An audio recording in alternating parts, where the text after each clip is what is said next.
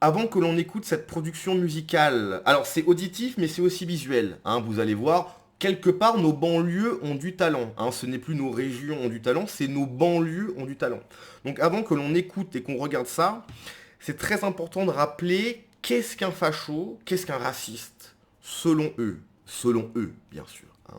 Donc c'est simplement un mec, un Français, donc un blanc, hein, je rappelle qu'un Français c'est un blanc, qui aime son pays. Voilà, tu es français, tu aimes ton pays, tu es un raciste. Voilà, si tu veux être un bon français, il faut que tu détestes ton pays. Il faut que tu sois un ethno-masochiste, que quand tu en parles, c'est simplement pour dire du mal, parler de la colonisation, etc. Bref, on est les pires personnes sur Terre. Là, tu es accepté en tant que Français. Mais si au contraire, tu es fier d'avoir ce pays, d'avoir cette histoire, cette culture, absolument tout, cette richesse, si tu es fier de ça, tu es un raciste. Et donc pour lui, un bon raciste, hein, c'est un raciste blotti dans son cercueil. Je pense que le message est clair, hein. Je pense qu'effectivement, hein, la gauche qui est toujours prompt à te dire oui, attention la droite, les fachos, la violence, etc. D'où vient la violence, la vraie? On se demande, hein. Alors, donc, l'artiste Soli met en scène l'exécution, hein, bien sûr, de Jordan Bardella, président du RN, dans son dernier clip. Un bon raciste est un raciste blotti dans son cercueil. Donc, bien évidemment, Jordan Bardella répond: je dépose évidemment plainte pour les menaces de mort explicites proférées dans ce clip de rap d'un artiste en manque de notoriété et de talent. La violence politique doit cesser, nous ne laisserons plus rien passer. Donc écoutez, on va regarder ça, on va écouter, hein, ces 15 minutes vraiment de, hein, de talent pur. Vraiment, il y a Léonard de Vinci et il y a ça, hein, c'est kiff kiff. Coup de pied dans la tête d'un facho, quelle bonne saveur. Un bon raciste, c'est un raciste blotti dans son cercueil. Ils font les choses sur internet alors qu'ils votent car ils ont peur. Discuter à quoi bon, leur discours je le connais par cœur. Toujours leur coup. Voilà, hein, vraiment, la Nouvelle-France a du talent. C'est plus la France, c'est un incroyable talent. C'est la Nouvelle-France. Régale, hein, bien sûr, vraiment des productions toujours au top. Alors, il y a un petit côté un petit peu dansant. Alors par contre, si tu inverses, tu vois, tu dis par exemple, un bon gauchiste, c'est un gauchiste blotti dans son cercueil. Est-ce que par exemple ça passe là? Est-ce que là, parce que j'imagine la gauche comme argument, ça va être le même. Liberté artistique, etc. On a le droit. Comme Nick Conrad, hein. Est-ce que vous vous souvenez de Nick Conrad? Attendez, on va regarder. Nick Conrad, là. Boum. Est-ce que vous vous souvenez de ce gars-là, là? Hop. Nick Conrad, né le 4 novembre 1983 en Seine-Saint-Denis, hein, est un rappeur français. Il se fait connaître par son morceau PLB, Pendez les Blancs, hein, bien sûr, sorti en 2018, qui déclenche une polémique médiatique et politique. Alors vous allez voir, hein, Nick Conrad, bon, je sais que c'est pas le thème, mais il est né en 83. Il est le fils d'un ancien diplomate camerounais. Ancien diplomate camerounais, venu en France dans les années 1970. Franchement, merci du cadeau. Ce dernier l'élève dans le jazz, la soul et la musique africaine. À 6 ans, il entre au conservatoire, hein, où il joue durant 4 à 5 ans du saxophone et du tuba. Du tuba. Voilà. Il se détourne ensuite de la musique classique pour le jazz, pour le rap. Où il découvre MC Solar, etc. Atteint de drépanocytose, quel dommage, une maladie qui affecte l'hémoglobine et des globules blancs, des globules rouges. Il est hospitalisé à plusieurs reprises durant son adolescence. Depuis 99, il subit le syndrome thoracique aigu. Quel dommage. Donc bref, vous vous souvenez de ce gars-là, voilà. Et bah ce mec-là, qui n'a même pas l'excuse, alors que c'est pas une excuse, hein, mais il n'a même pas l'excuse de oui, j'ai grandi en cité, j'ai pas d'argent, etc. C'est pour ça que j'ai fait n'importe quoi. Non, le mec est fils de diplomate. C'est-à-dire que même un fils de diplomate, qu'est-ce que ça donne? Ça donne des mecs qui disent qu'il faut nous, bah, qu'il faut nous fumer. Voilà. Hein, mais vraiment le vivre ensemble, ça se passe bien, hein, bien sûr. Et bah la rebolote, hein, c'est à peu près la même chose. C'est à peu près la même chose. Donc vraiment, si rien ne change, ok, si on continue toujours dans cette direction, quand nous serons minoritaires sur notre propre sol, ça va bien se passer, hein. Je pense que ça va bien se passer. C'est-à-dire que déjà que maintenant, c'est compliqué. Quand on sera minoritaire, voilà, hein. Et tout ça, bien évidemment, mise en place pour les gauchistes, hein, sous fond d'humanistes, etc., pour passer pour les gens bien, le camp du bien. Hein. Voilà ce que ça donne. C'est-à-dire que les générations de Français qui seront minoritaires, encore une fois, sur leur propre sol, à mon avis, ce qu'ils vont subir, mais bon, ces gauchistes-là ne seront même plus là. Hein. C'est-à-dire que ils seront drapés pendant des années de toutes les vertus possibles, etc., auront détruit la France, un pays millénaire, et fait en sorte que les générations de Français subissent l'enfer sur leur propre sol. Non, vraiment, les gauchistes, merci d'être là. Hein, c'est un plaisir du quotidien. Donc bref, est-ce que la gauche va dénoncer ça? Bien évidemment que non. Hein, la gauche est très content, la gauche aime cette violence, l'exalte. Hein, suffit de voir les discours de Jean-Luc Mélenchon pour comprendre qu'effectivement, il pousse littéralement à ça, il pousse à cette violence. Jean-Luc Mélenchon qui s'est allié à la Jeune Garde, milice privée qui a tué en février dernier, si je dis pas de bêtises, c'était en février.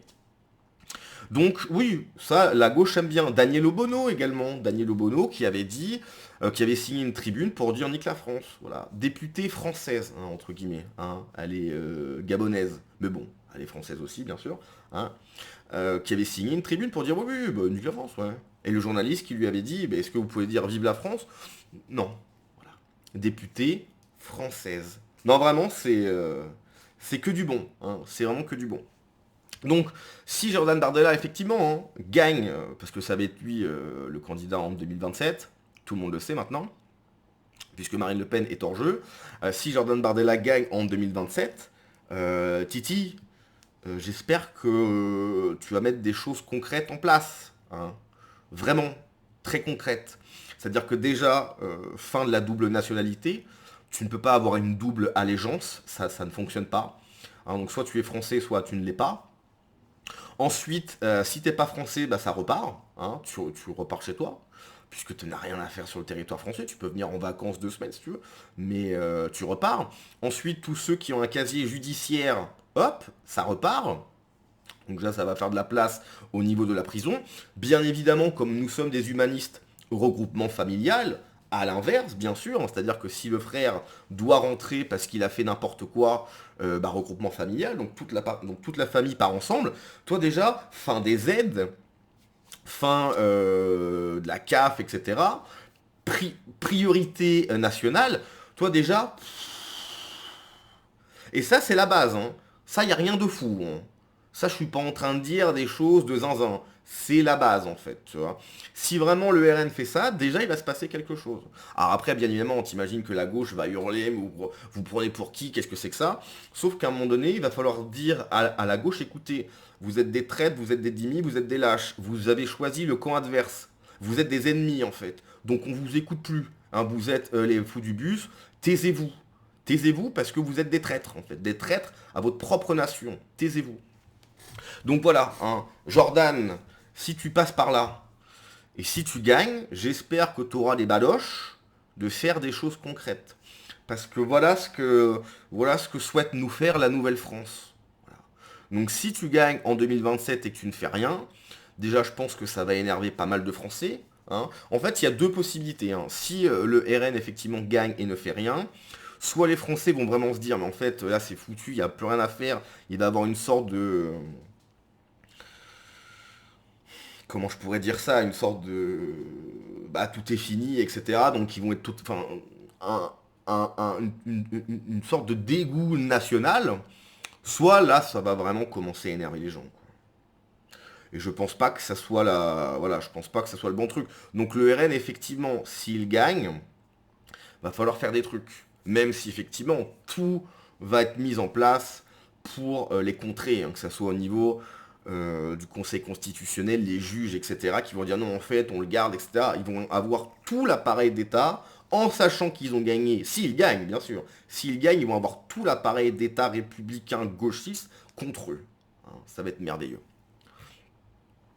Alors 2027, va falloir surtout tous les dégager de France dès la première année. C'est vrai, c'est vrai. Alors dès la première année, ça fait quand même du monde. Hein. Il y a au moins 10 millions de Français de papier. Hein. Ça fait quand même du monde.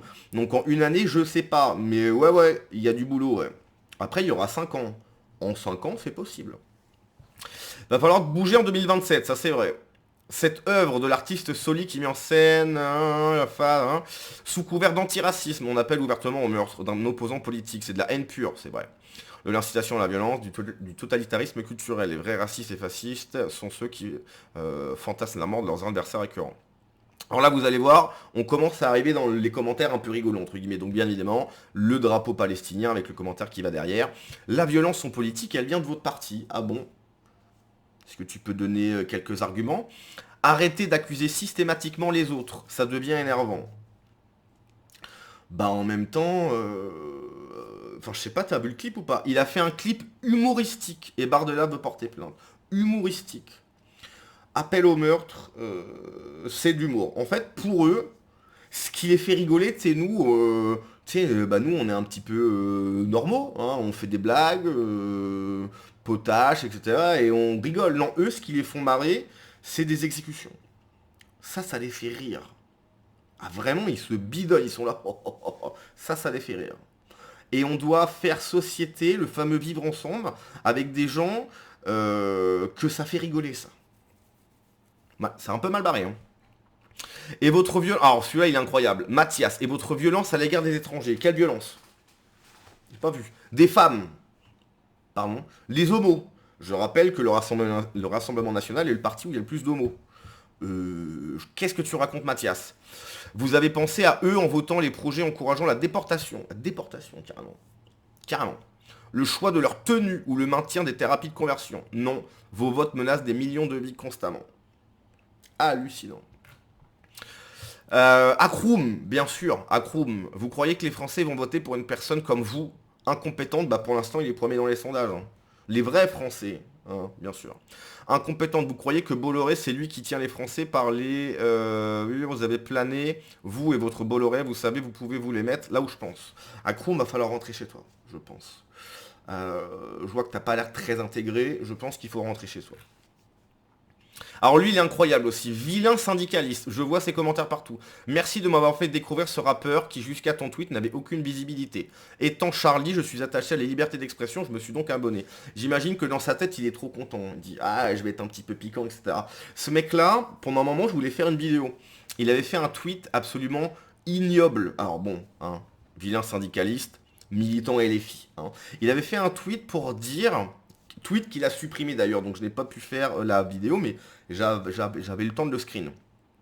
Il avait fait un tweet pour comparer la traite transatlantique et la traite arabo-musulmane. Il avait dit en gros que la traite transatlantique c'était horrible, etc. parce que c'était sous couvert de capitalisme, donc gagner de l'argent. Hein. On sait très bien que les gens de gauche n'aiment pas le pognon sauf quand il est dans leur poche. Donc il avait dit qu'en gros que c'était caca parce que c'était capitaliste. Par contre, la traite arabo-musulmane, ça allait en fait. Parce que c'était leur coutume, en fait, ils font comme ça. Donc c'est pas grave. Voilà, des mecs à qui on a coupé le sgeg, etc. Mais en fait, ils sont, enfin, c'est comme ça qu'ils se passe. Toi, c'est comme ça qu'ils font. Voilà. Le genre de militants de gauche. Des bons mecs, hein, clairement, des bons mecs. Donc bref, voilà. Hein, j'espère que... donc, bien sûr, hein, même s'il dépose plainte, ça ne va rien faire. Hein. Ce mec-là va tomber sur un avocat de la Nouvelle-France, ultra communautaire, qui va le défendre et qui va plaider la liberté d'expression, la liberté artistique, etc. Et ça ne va rien donner. Voilà, bien évidemment. Donc bref, on se laisse là-dessus. À la prochaine. Ciao.